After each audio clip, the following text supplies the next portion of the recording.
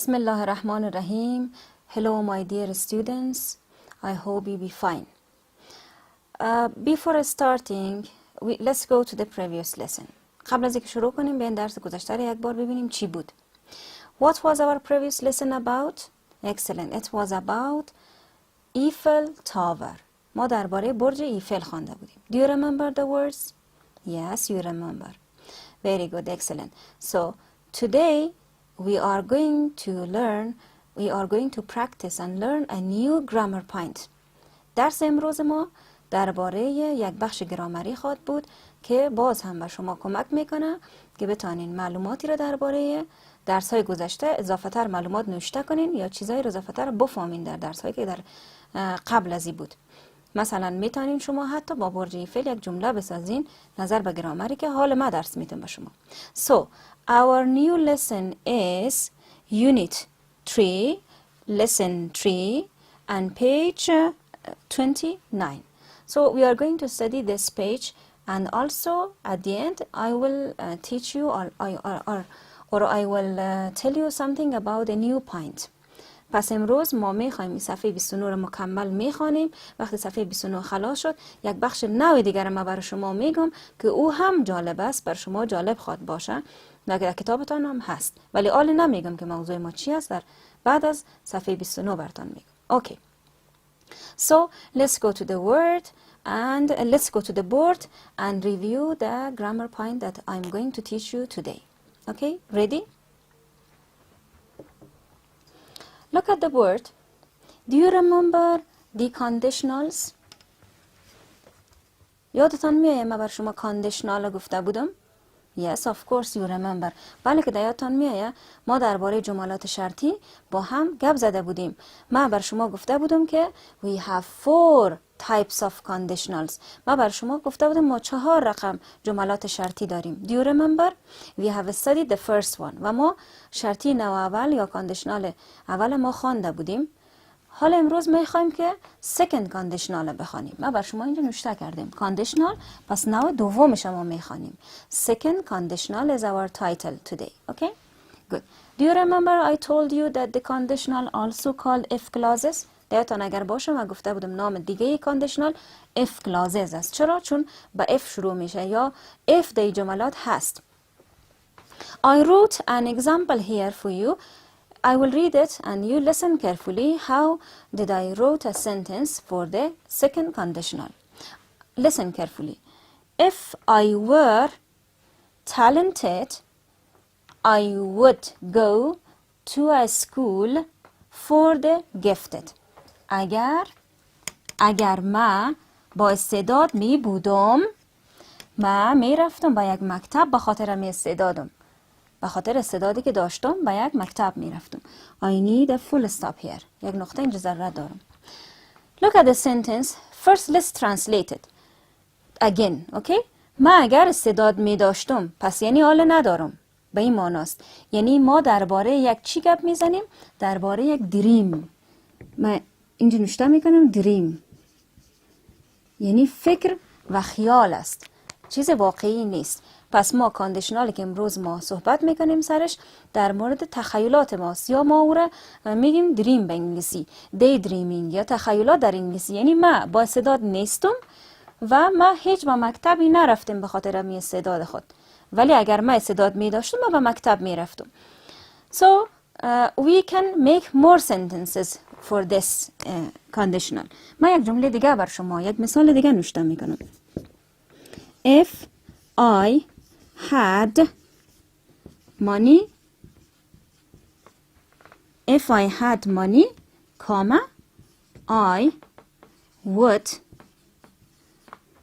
buy a house. اگر ما پیسه می داشتم ما می خریدم یک خانه. یعنی من پیسه ندارم و خانه هم نخریدم. این یک چی است؟ یک دریم است. معنای از این است. پس کاندیشنال دوم ما درباره شرایط گپ میزنیم که هیچ اتفاق نیفتاده و یک تخیل و یک خیال است بر ما. خب let's go to the structure. حالا ببینیم استراکچر از این چی رقم است که ما دیگه جملات با او جور کنیم. من استراکچر از روی اگزامپل نوشته میکنم، شما خوب متوجه باشین. If plus. خوب ببینید این کدام تنس است؟ excellent. simple past. simple past tense است. simple past. subject plus verb این second form of the verb است. شکل دوم فعل است. شکل اولش چی است؟ have. very good. the es چی است؟ complement. پس if همراه ما simple past استفاده میکنم کاما، بعد از او چی؟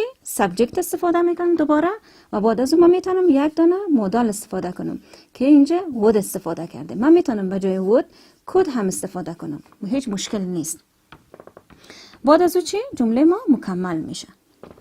پس این استراکچر شد if plus simple past کاما subject plus would plus این یک بار دیگه متوجه ازی باشین فعل ما با چی شکل استفاده شده؟ با شکل اولش، یعنی فعل اول ما استفاده میکنیم پلاس کامپلمنت. شکل اول فعل ما، شکل گذشته نیست، شکل آینده هم نیست، شکل اول فعل ما است. فعل ما خیلی ساده استفاده میشه. Okay, for having more practice, let's go to the book. Okay, now we want to go to the book and see it on page 29. Okay, ready? So let's go. کتابایتان رو باز کنین حالا. صفحه 29. Okay, in this page. اول من چاکات بر شما تشریح میکنم، چاکاتی رو که ما خواندیم و بعد از اون من محاوره رو براتون تشریح میکنم. See the green box. چاکات سبز رنگ ببینین. Do you see it? Very good. That is grammar. If clauses second conditional. این رو بر شما گفتم که ما درس امروز ما if clause است و نوع دوم جملات شرطی. If I were talented این عین جمله است که من سر تخته بر شما نوشته کردم و مانا کردم. حالا من جمله دوم میخوانیم. If you went to بامیان you would get great sightseeing of ancient places. اگر شما بامیان میرفتین شما میتونستین داشته باشین منظره های خیلی عالی از جاهای تاریخی و جاهای قدیمی. ancient یعنی قدیمی و تاریخی. این جمله است. ببینید من باز استراکچر رو براتون تشریح میکنم روش. if است و این قسمت از جمله ما زمان گذشته استفاده شده. went شکل دوم go هست. شکل اولش go هست، شکل دومش went. و اینجا در بعد از کاما subject هست همراه would و شکل ساده فعل است. شکل ساده فعل get. بیاین دیگه اگزمپل ببینیم. If the statue of Buddha was worshipped اگر مجسمه بودا پرستش میشد، سعی کنید شکل گذشته فعل استفاده شده. No Muslim would visit it. هیچ مسلمانی او را دیدن نمیکرد یا او را نمیدید، آن را نمیدید. اینجا شکل ساده فعل ماست بعد از would و اینجا شکل گذشته فعل استفاده شده. این استراکچرش بود. For having more practice, let's review a conversation. Let's read a conversation together.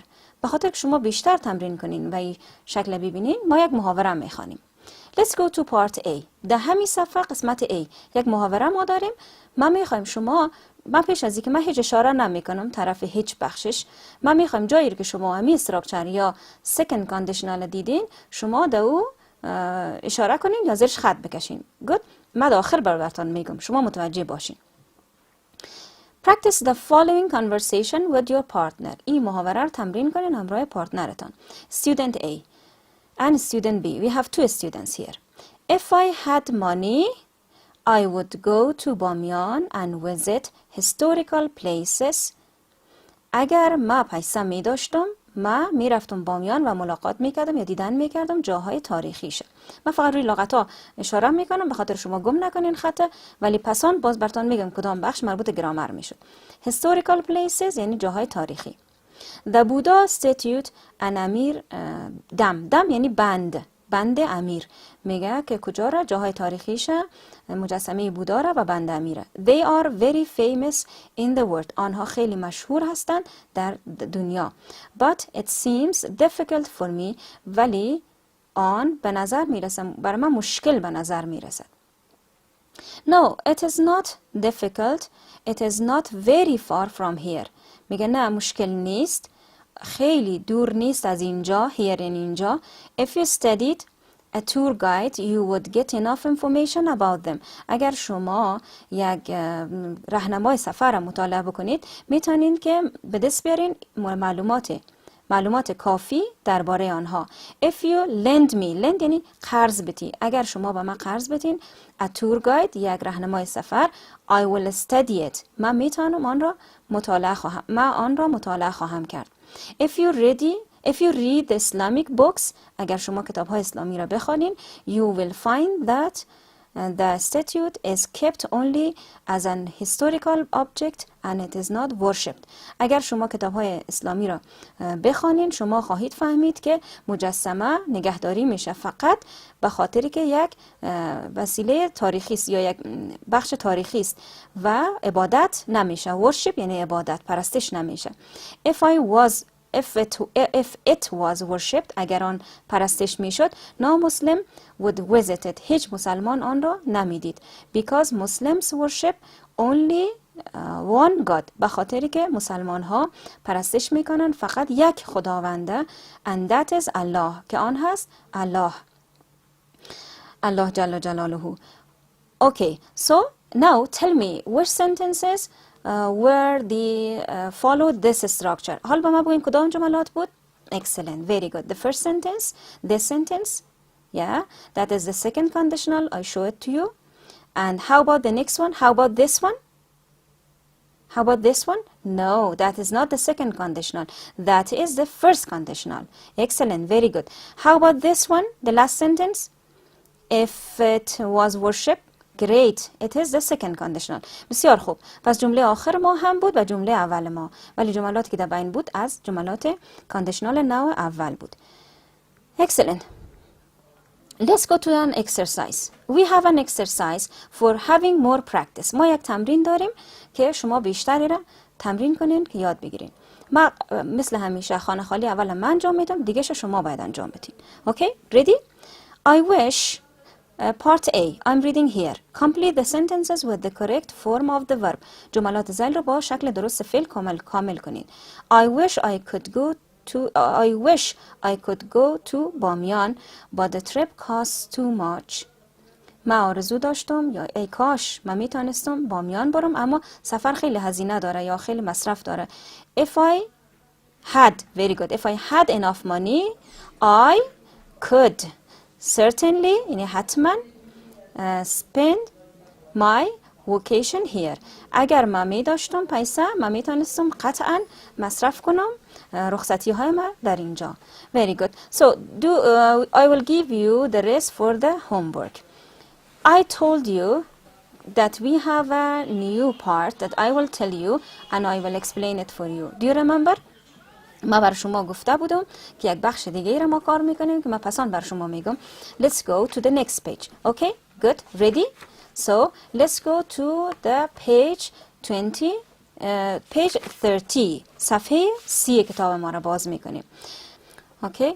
If you see page 30, we have a kind of email. Have you ever emailed someone? تا حال شما ایمیل استفاده کردین در اینترنت؟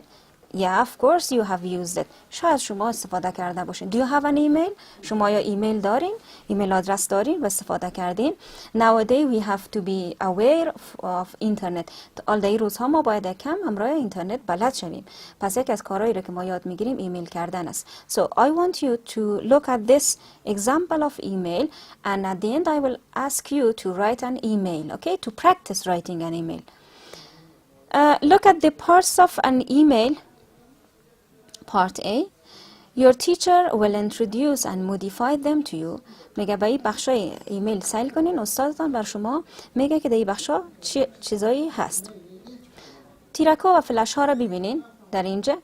recipient است قسمتی که نوشته کرده تو در ایمیل، یعنی نام شخصی را یا ایمیل آدرسی را که شما برش روان میکنین در اینجا نوشته میکنین. subject یا عنوان ایمیلتان هر چی که هست، greeting هست یا هر چی که هست شما در او استفاده میکنین. خب the next part is subject. You can write everything in the subject. For example, greeting. You can write اینجا نوشته کرده هلو سلام علیکی، شما هر چیزی میتونین در اون نوشته کنین عنوان ایمیلتان.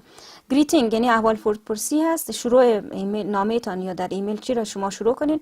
مثلا نوشته کرده های عبدالله، شما هر چیز دیگه میتونین استفاده کنین. هلو میتونین نوشته کنین، های دیار میتونین نوشته کنین.